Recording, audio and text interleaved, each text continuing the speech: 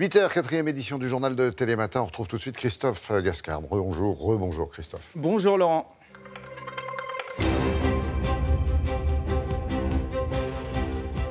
Bonjour à tous. Les Américains invités d'honneur du traditionnel défilé militaire du 14 juillet sur les Champs-Élysées, 100 ans après l'entrée des États-Unis dans la Première Guerre mondiale, avec la présence ce matin du président américain Donald Trump. On retrouve sur place Benjamin Savard.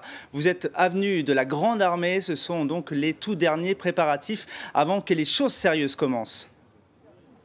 Et je peux vous dire, Christophe, que ça se précise. Ici, la circulation est maintenant fermée. Les spectateurs se pressent pour aller rejoindre les Champs-Élysées situés derrière moi, à quelques centaines de mètres.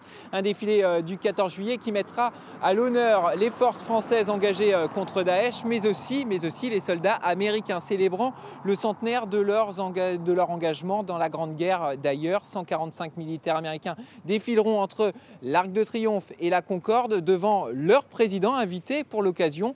Autre clin d'œil à cette Première Guerre mondiale, des chars d'époque descendront la plus belle avenue du monde. En tout, ils sont 3765 hommes et femmes à défiler cette année, 63 avions, 29 hélicoptères, 211 véhicules motorisés et 241 chevaux. Un défilé sous haute surveillance cette année. 11 000 gendarmes et policiers sont mobilisés pour surveiller les festivités à Paris.